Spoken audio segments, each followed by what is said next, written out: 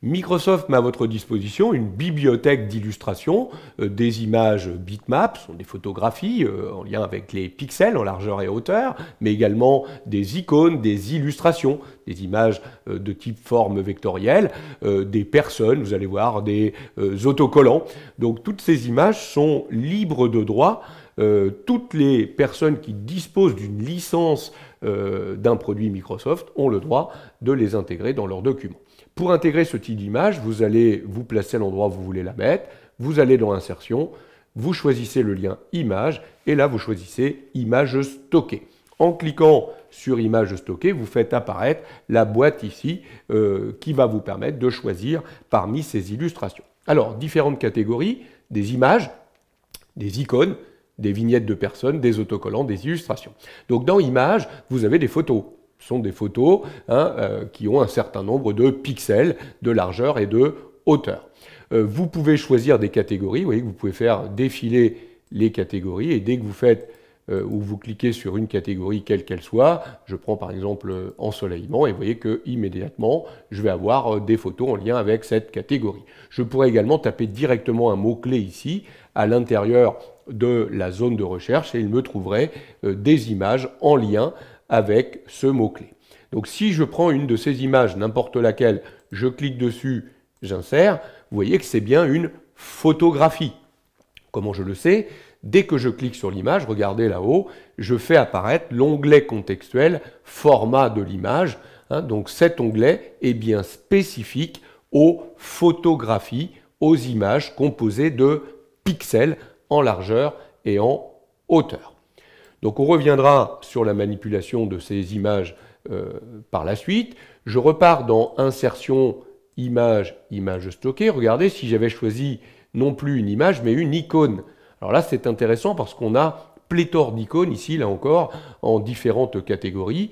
Donc je vais choisir, je sais pas, la catégorie par exemple médicale, et il va me proposer toute une série d'icônes dans le domaine médical. Je vais prendre cette icône, je vais dire Insérer. Vous voyez que l'icône vient d'être intégrée. Alors ce qui est intéressant, c'est que là, regardez là-haut, l'onglet qui est à votre disposition, c'est plus format de l'image, mais format du graphique. Parce qu'effectivement, cette fois-ci, cette image n'est plus une image composée de pixels, mais composée de formes. On parle d'images vectorielles. Donc du coup, ce ne sont pas les mêmes commandes que vous aurez à disposition pour traiter ce type d'image. Je continue. Notez que pour les icônes, on aurait pu aller les chercher ici directement en utilisant le lien icône. Ça ferait l'équivalent, vous voyez, insertion icône, je me retrouverais directement dans la catégorie icône. Mais notez que je pourrais aussi repasser dans les images. Donc les vignettes de personnes, alors ça c'est très pratique. Donc là on est de nouveau dans de la photographie, mais vous voyez qu'on est avec des images qui ont un fond transparent. Donc là vous avez par exemple différents personnages, Eric, Zoé, Marie, et dès que vous allez choisir ce personnage, vous voyez qu'elle a été prise en photo, ce personnage, en différentes poses, et vous allez pouvoir prendre les poses et insérer l'image directement. Donc là on est bien dans une photographie, donc on retrouve bien format de l'image.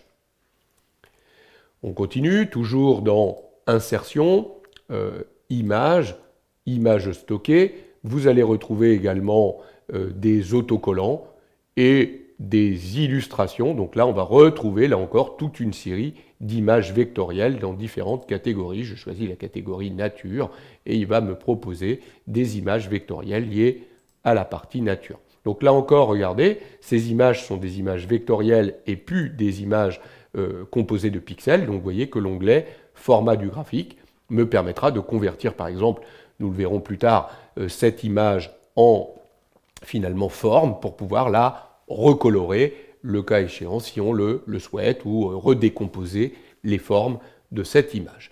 Donc voilà comment on va chercher directement à partir de la bibliothèque fournie par Microsoft, soit des images qu'on appelle images bitmap composées de pixels, des photographies, ou alors des images vectorielles composées de formes.